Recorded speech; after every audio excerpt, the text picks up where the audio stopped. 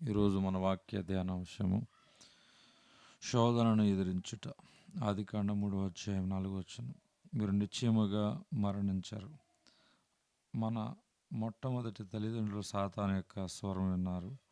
ఆ దురాత్మ వారి దగ్గరికి ఎందుకు వచ్చాడు? అవ్వ నిషేధించబడిన పండు దగ్గర నిలబడి ఉండింది. ఆమె పండ్లను గమనించింది. దాని వాసన ఇష్టపూర్వకంగా ఉండింది. ఆ పండు తినడానికి మంచిదా కాదా అని ఆమె తన జ్ఞానమును ఉపయోగించింది. నువ్వు ఒక శోధనకు ఎదురుగా నిలవబడినప్పుడు దాన్ని అక్కడ వదిలిపెట్టి వెళ్ళిపోవాలి.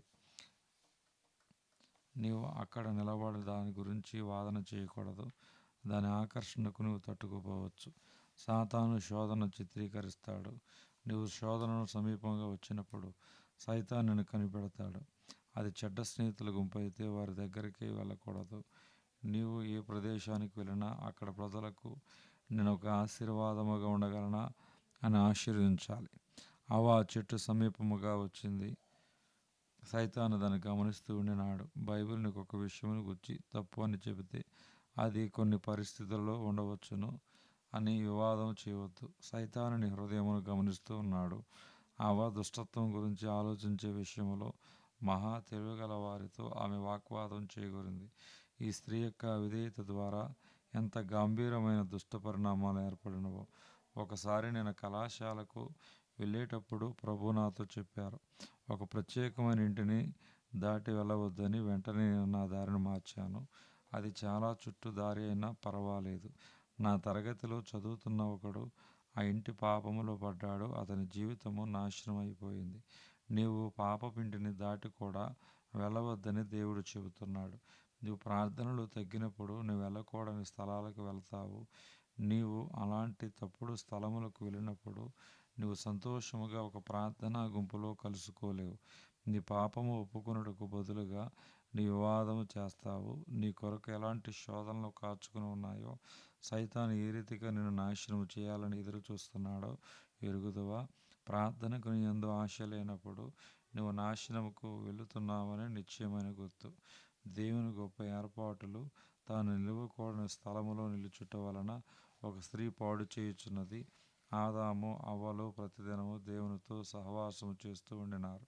అలాంటి సహవాసము ఏకంగా మారిపోవచ్చు. ఇది జరిగినప్పుడు అపాయకరము. వారు సాయంకాలం వరకు కనిపెట్టి దేవునితో ఆ విషయమును గురించి చర్చించి ఉండవచ్చు. కానీ సైతాన్ యొక్క పద్ధతి ఎప్పుడూ తొందరపాటు.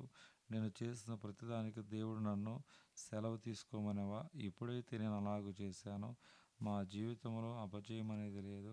ఆదాము అవ్వలు సౌందర్యవంతమైన ఆ ఉద్యానవనమును పోగొట్టుకున్నారు. దేవుని సన్నిధిలో ఉండే సౌకర్యమును కూడా సైతాను యొక్క దగ్గర కూడా వచ్చాడు. ఆ సమయానికి క్రీస్తు 30 సంవత్సరాలు ఆత్మీయంగా ఎదిగాడు. 40 దినములు ప్రార్థనలో గడిపాడు.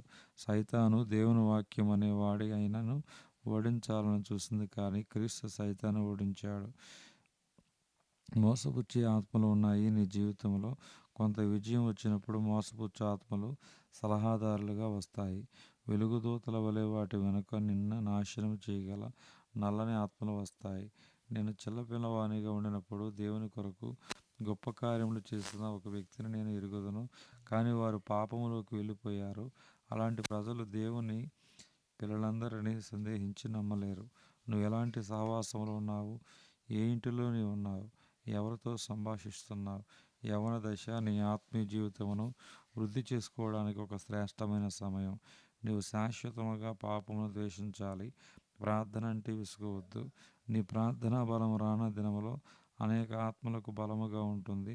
నువ్వు పాపం చేసినప్పుడు నువ్వు క్షమాపణ అడుగుతావు. నువ్వు క్షమించబడవచ్చు, కానీ నీవు ప్రతిసారి అలాగూ చేసినప్పుడు నీవు కొన్ని ఆత్మలు పోగొట్టుకుంటావు. కొన్నిసార్లు నీ బిడ్డలనే మనం ఆయనకు విధేయులమైనప్పుడు ఆయన పరిశుద్ధాత్మ మన యందు ఉంటాడు. దేవుడికి వాక్యం దేవుడు దీవించును గాక. ఆమేన్.